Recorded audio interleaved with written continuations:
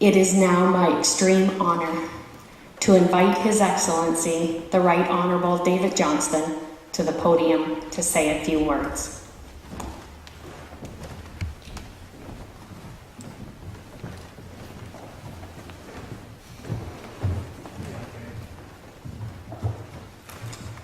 Thank you very much, Kim, Elder Shirley, Karina, federal and provincial parliamentarians, Your Worship, Chief Pelche, distinguished guests, ladies and gentlemen. What a delight to be here. I said to Kim, if you're going to introduce me, be very simple and say that I'm the father of 5 daughters and 12 grandchildren, and the grandchildren call me Grandpa Book, so I can't be all bad. But it's not as simple as that. We were in Nunavut last week, 8 different villages in the north, and I think it was in Rankin Inlet when I was addressing a group of 5, 6, and 7-year-olds in junior kindergarten school, and I was introduced in a very flattering way, and these poor little ones were wondering, who on earth is that? Governor General Pied Piper. And so I said to them, I have 12 grandchildren, some of them your age, and they call me Grandpa Book. Do you know why they call me Grandpa Book? Expecting they would say, you like books or you read books to your grandchildren. Little girl, age 6, put up her hand. She said, they call you Grandpa Book because you're so old. So I told them a story that took place actually about 400 kilometers north at Repulse Bay. And we've captured this story in a book that we've just published called The Idea of Canada, Letters to a Nation, in which I set out about 49 letters giving my sense of the country and some of my dreams for the country. I'm a letter writer. This is a custom that goes back a very long way. And the very first letter in the book is, it's called Who Am I? A Letter to an Unknown Inuit Boy. And it was 2012 when Sharon and I were in Repulse Bay, late August, for a community event in that community of 800 people or so, and it turned out they were running a Terry Fox run, the oldest Terry Fox run, the most northerly Terry Fox run in the world. Now about 140 countries that have Terry Fox runs. Terry Fox, that remarkable young man who lost his life to cancer, over $500 million has been raised in the 30 years or so. Anyway, we've run in every Terry Fox run since it started with our children and now our grandchildren. So we, of course, said, we're all set, let's go. We got into our running clothes to do the 5-kilometer circuit, and I was starting it. And about a minute before it started, a little Inuit boy, about 8, came up to me and pushed me in the shoulder and says, who are you anyway? I'm the Governor General of Canada. Well, what's your name anyway? My name is David. Well, David, how old are you anyway? I'm 70 years old. 70 years old? I didn't think anybody could get that old. So we finished the race, and I looked around and I found that little guy, and I put my arm around his shoulder. I said, not dead yet, anyway. The sequel to the story is, we learned the next day that the community of Rankin Inlet did a little search up to Repulse Bay, and they actually found that little guy who's now 15 or 16. His name is Alan. So I sent him a copy of the book with the underlined first chapter saying, you helped me discover who I am.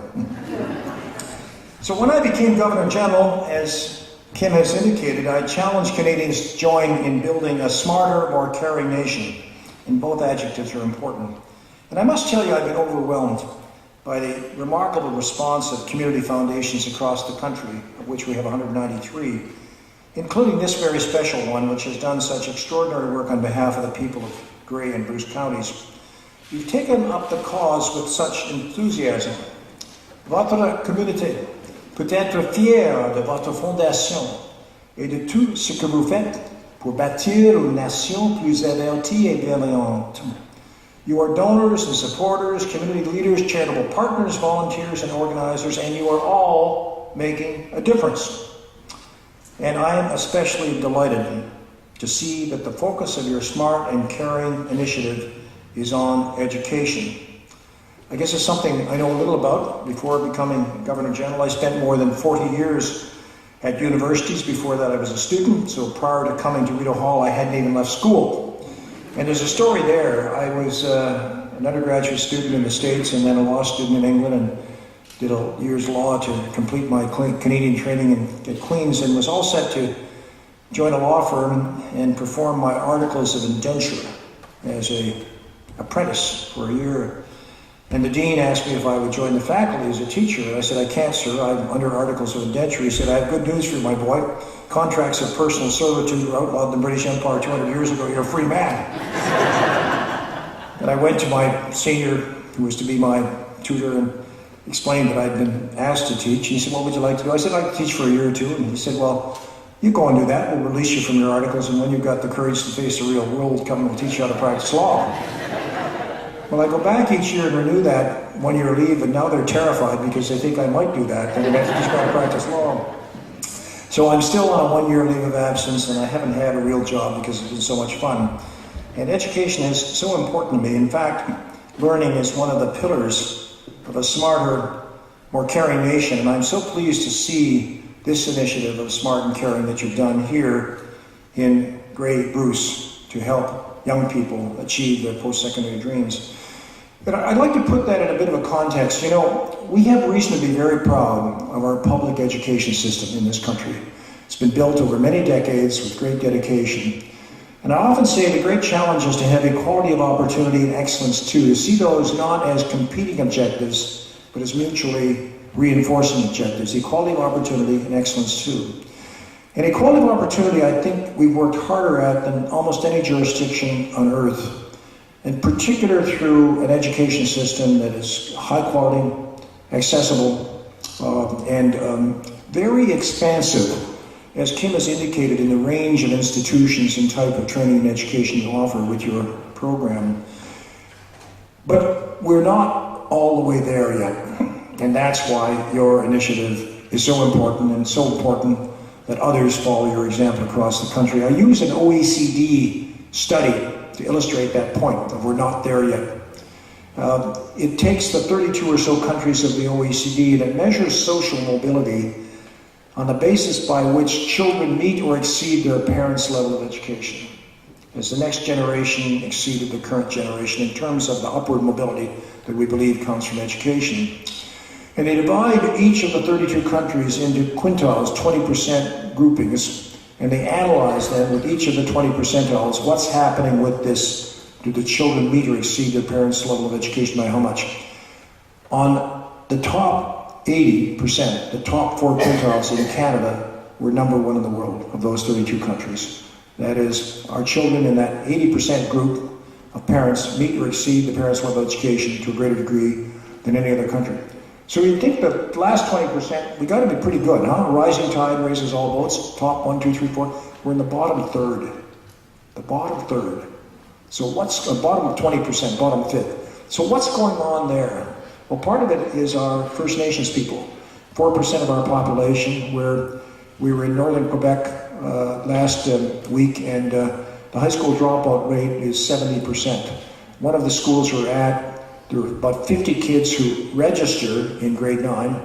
Grade 11 is high school graduation in Quebec, and 70% of those kids drop out and don't finish the degree. They had 1 graduate this year. Last year they had 3. It was a banner year.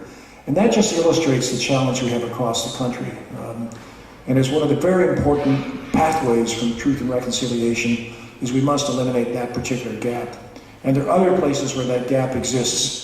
In the inner cities, in some of the rural communities, and you're addressing that gap, and I cannot thank you enough and say how important your success in that respect is to the entire country. Cet investissement est une façon intelligente de donner. Let me tell you a story of why it is so important that other Canadians respond to this remarkable initiative of yours. This took place, I told this story, Kim, at the 2011 Community Foundations of Canada, from which the idea of Smart and Caring initiatives occurred. It's a Mother Teresa story. We were in Montreal, where we lived for 20 years, and Mother Teresa came to speak to the Greater Montreal Prayer Breakfast. A group of us gathered with her before her presentation, and one of our 50 or so neighbors said to her, Mother Teresa, we're so moved by your remarkable work in Calcutta in India. How can we help? And I, being a university president of 27 years standing, expected she would say, please write a large check to my settlement house in Calcutta, and I assure you it would be put to good use. She didn't. She said, look around you. Look in your own neighborhood. Look in your own family, and I guarantee you there's someone who needs your care and love. Begin right in your immediate precincts. She gave an address which I found very moving, and it was reported by the 4 Montreal newspapers after her visit. 3 of them were very laudatory. The 4th was the newspaper that practices, what do we call it these days, realpolitik, kind of seeing things as they are, moving all the emotion out and being quite objective about it. And the editorial said, this is a wonderful woman who passed through our community. She'll probably be canonized by her church, as she was. But let's be practical. She has raised the money to establish a home for about 250 homeless people in Calcutta, India, which is good for those people. They got a roof over their head, they're fed, clothed, etc. But Calcutta is a city of 20 million people, half of whom live in the most abject poverty you could ever imagine. In a country of 1 billion people, half of whom live in dire poverty. Wonderful as it is, what she does, it's a mere drop in an ocean of need. Well, for the longest time that bothered me. And at the end of one of our birthday parties, with 5 daughters, you have a lot of birthday parties, our eldest daughter, 11, came up and said, Dad, you know the ghost stories you tell the kids at the birthday party? Yeah. Well, they don't believe them. They know they're all lies. And they just pretend to be scared because they know it would hurt your feelings if they didn't pretend to be scared. Why can't you be like Dean McFarlane? He does magic at birthday parties. Dean McFarlane was the Dean of the School of Journalism at Western, and I was the Dean of the School of Law. And I had bloody Annie McFarlane showing me up before my children and their friends. So I went to the McFarlane household a couple of minutes later where there was a McFarlane party, and there was McFarlane the Magnificent dressed like a magician, big cap, big hat, wand, cape, mustache, and he was doing magic with coins and cards, and the kids were mesmerized. And then he reached to the podium and he had a glass of water and he said, I will turn this water into wine. I said, careful, Andy, the last time that was done was 2,000 years ago with someone a little more influence than you do. And I noticed when I was over here, he had an eyedropper in his sleeve, and he pulled the eyedropper out and he put 1 drop of red vegetable dye in the clear glass of water. He held it out, said abracadabra, swirled it around, and the clear water turned a beautiful shade of rosé. And the light went on in my head. I had been thinking of Mother Teresa's drop in the ocean from the point of view of mathematics or physics, of relative proportion. I should have been thinking of it as chemical engineering or chemistry. That 1 drop of red vegetable dye interacted with the other H2O molecules in that glass, and in that interaction changed them, each of them, and changed the whole culture of the glass. And that's what you do with the initiative that we celebrate today. You change the whole culture of your community, and you change the whole culture of Canada. And that's why it's important. Let me say that Canadians have thrived because our institutions encourage the great mass of citizens to participate in activities that enable them to make the choices they wish and put their talents and skills to best use. And this essential inclusiveness just didn't happen. It took and continues to take clear vision, sharp focus, and constant work. Well, Community Foundation, Grey Bruce, has had real success in inspiring and supporting people to reach their full potential. I salute you, and I thank you for that, and I encourage you to go even further in reaching out to others and building this community. And it's my hope that this celebration today can be the catalyst for even greater things to come. In fact, one of my favorite lines comes from George Bernard Shaw, who said, some people see things as they are and wonder why. We dream of things that ought to be and ask why not. Why not? Merci. Thank you, Grey Bruce.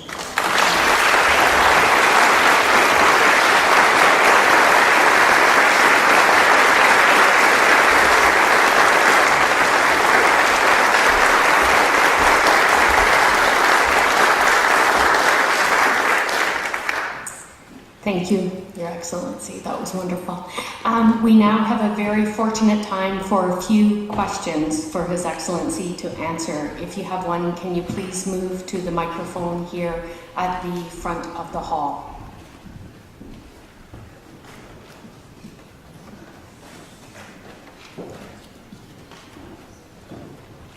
This one might be a tough one. I see who's coming.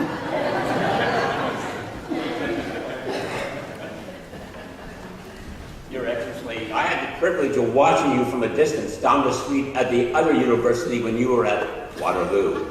You were a visionary, you had a passion, you had a dream at the institution, and much came because of your leadership. Looking at the caring and sharing, what do you see as a dream that this might take us beyond 2017? Where do you see this going, say, the next 5 to 7 years?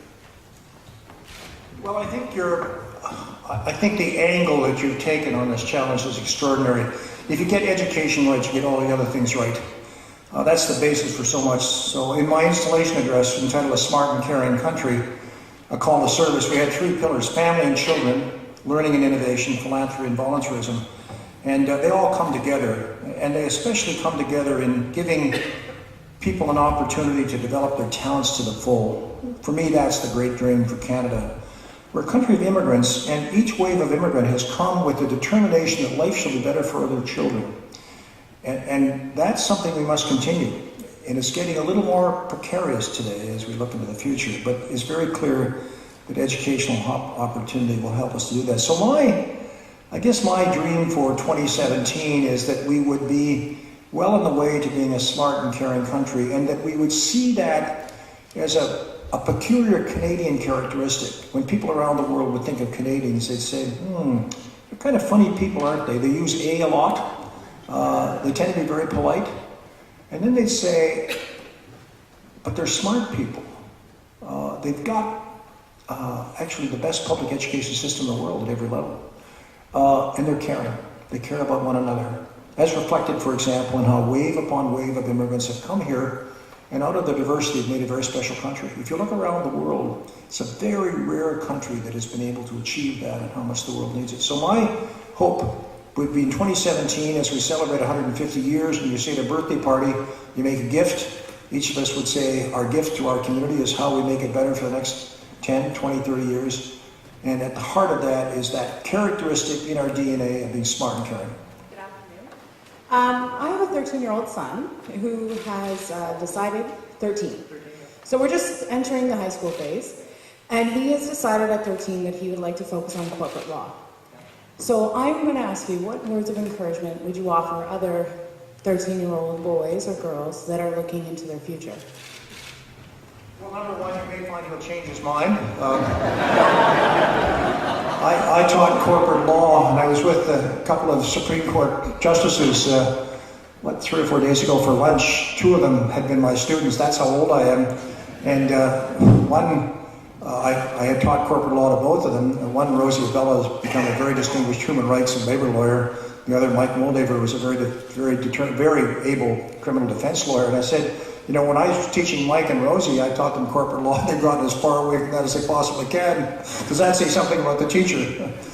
The other thing I would say before I answer the question directly is our 5 daughters, it's been wonderful raising them. I've changed dramatically 5 times in my life. And the 5 times have been when each of our daughters have been aged 17 to 19. That's the period. And you're going up in a ski lift with them, or you're driving them somewhere so they have you as a captive prisoner. And you say, Dad, I've got something to say to you. You smile. Yes, dear, what is it? You've changed a lot, you know. I said, oh, have I, dear? You're actually interesting to talk to now. You didn't used to be. And with each one I say, isn't it wonderful, dear, that an old man like me can change as much as I can? All 5 of our daughters are in public service. 3, the eldest 3, in fact, are lawyers. The 3rd redeemed herself. She's a doctor as well. And I don't think my wife and I have ever pushed them in any area, but we've always encouraged them to do what they want to do. And when I was about to enter law school, the lawyer whom I was working for in the summer said, well, you're starting law school next week. What interests you in law? Oh, I said, I'm going to practice international law and human rights. I'm going to be at the United Nations, you know, conducting treaty negotiations and so on. He said, well, have you taken any commercial or corporate law? No, I haven't. Have you taken any criminal law or constitutional law? No, I haven't. Well, he says, you might wait till you're in law school for a week or 2 before you make up your mind. The wonderful thing about your son at 13 is that he actually has put his mind to a career, a very demanding career. And if he continues to go into law, and I hope he will, he'll find it just opens a myriad of possibilities. Our number one daughter is a prosecutor with the Federal Department of Justice, so she prosecutes crimes. She also functions from time to time as a human rights lawyer, so it's working both sides of the street. She loves what you do. Number two daughter is, she did corporate, commercial, and then communication law, and she is currently a senior vice president for the CBC for strategy and public affairs, so her law has taken her into a different dimension. Number three daughter is a lawyer who then went into medicine, and she combines her law and her medicine. She's a family physician, sees patients a day and a half a week, and does research the other 3.5 weeks. She works on health systems, how we get our health system performing as well as it possibly can. So she measures outcomes, not inputs, but outcomes. And she uses her legal training in her approach to systems to do that.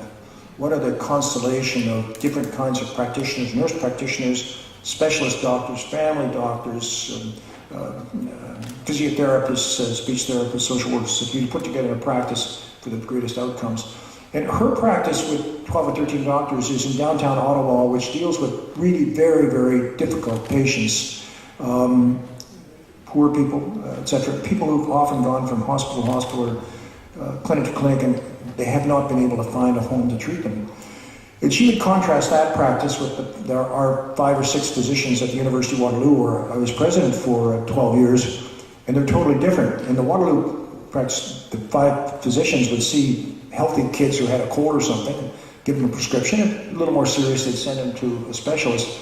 So they'd spend 2 or 3 minutes with a youngster, and that was fine in most cases. In her case, it's a half an hour with the patient who comes in just to get past the psychosocial challenges, to get at, why my tummy is hurting, etc. And that's a very, very complicated area. So she's found her way to something she loves, and started out as a lawyer and ended up as a doctor. And I would say to your son, the wonderful thing is to be passionate about what you do. The other thing I'd say, I'm talking too much about this, but I get quite obsessed about opportunities for young people. One of the awards we now give in the Governor General's office is to the academic All-Canadians. So these are kids who are members of a varsity team in university, and also are Dean's Honor List. That is, they are honor standing, they're A standing. And there are about 3,200 of these young athletes each year. And so we give a certificate to them and a letter that I sign individually to each of them. And we bring 8 from across the country, the 4 regions, men and women, for a induction ceremony. And the citations are read, and you know that these are 2-legged people. They've been excellent in the classroom and excellent in the playing field. They've learned how excellence in one area translates to excellence in another area. But they're 3-legged people because they're also volunteers par excellence. They're not simply volunteers in signing up for the blood drive or the food bank. They're the leaders that organize the other kids into that. So excellence over excellence over excellence, it moves, and it begins with being passionate about one thing, and then you're passionate about others. The other test of that is we used to give a trophy at McGill, and we did at Waterloo for the men's team and the women's team. The best had the academic All-Canadian ratio best. It was about a third of our athletes. And to be able to determine whether it was the women's soccer team or the men's basketball team or whatever, our registrar would do the grade point average of each of the players on the team. And guess what? The grade point average was better in the playing term than the non-playing term. And the lesson to draw from that is these accomplished young people know how to manage their time well, lead in all 3 spheres, and it reinforces. So come back to your 13-year-old son. If he's thought about what he wants to do, that's terrific, and keep the passion for it. Probably he should get a little exposure to corporate law, because you might find, like Rosie Bella or Mike Moldaver, they have other interests in law, and they will do. There we are. I want to say one more thing about young people. I'm giving a speech next Monday in Montreal at the C2 Conference on Innovation. And I'll speak about the importance of curiosity, of collaboration, of diversity, and making choices from a wide range of evidence. And I'll say all the important things in life I've learned from my children, and I'm now learning from my grandchildren. And as our daughters, because of the home we lived in, were exposed to a lot of diversity, we we exposed them to different parts of our community, the less wealthy parts, etc. And we had a lot of international visitors, and they began international exchanges at age 12, so they've been in many different countries around the world. 4 things happened to them about that exposure to diversity, to difference. The first thing is the natural curiosity which every child has was enhanced. You know, kids are always asking why, and at 3 or 4 you say, stop asking me why, you know, go and have a sandwich and play with your toys. The curiosity is the constant, that's why. The second thing that happens is they become more tolerant, in the best sense that we're not intolerant, you're different, and that's okay. Nobody's getting fussed about that, don't sweat it. But tolerant in the sense that someone is different. Why are they different? And what are the origins of that? And what does that tell me about me? The third thing that happens is their judgment becomes better because they avoid bigotry. They don't function on the basis of presumed presumptions. They look for that second bit of evidence, the other side of the story, the different angle on a situation. And the fourth and most important thing that happens is they become more empathetic, not sympathetic. I suffered with you, but empathetic. I can walk on your shoes and see your situation, and maybe together we do something about it.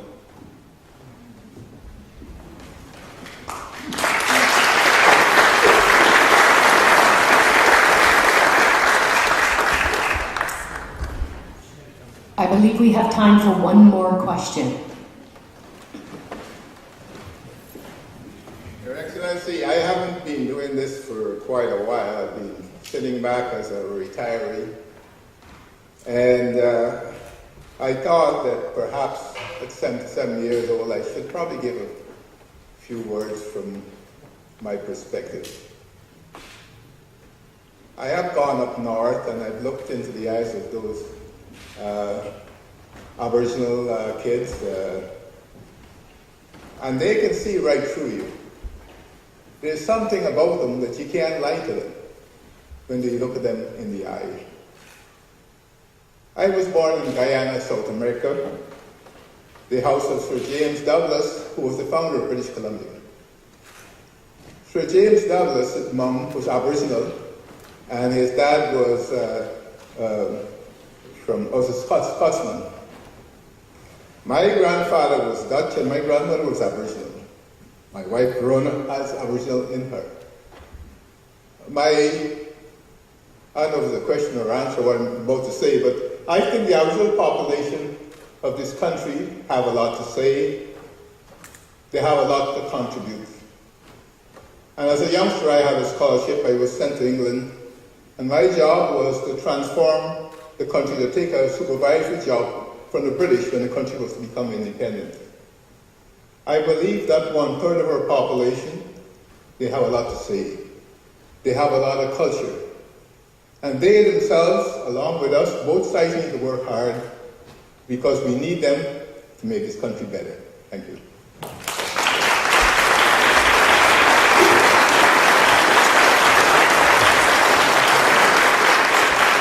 Well, we are in a church, and I say, Amen.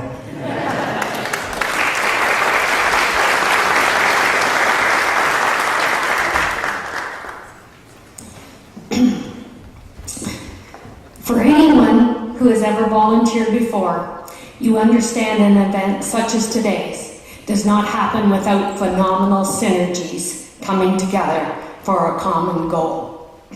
I would like to take this opportunity to thank His Excellency, my incredible board of directors, staff, ambassadors, fund holders, and many others such as the Governor General's team, the Harmony Centre, and OSHARE, which has enabled us to celebrate the outstanding achievements by not only taking the challenge, but meeting and exceeding everyone's expectations. Ladies and gentlemen, would you please rise for the departure of His Excellency, Right Honourable David Johnston, Governor General of Canada. Mesdames et messieurs, bienvenue s'il vous plaît. Pour le départ de Sa Excellence, le Très Honourable David Johnston, Gouverneur General du Canada.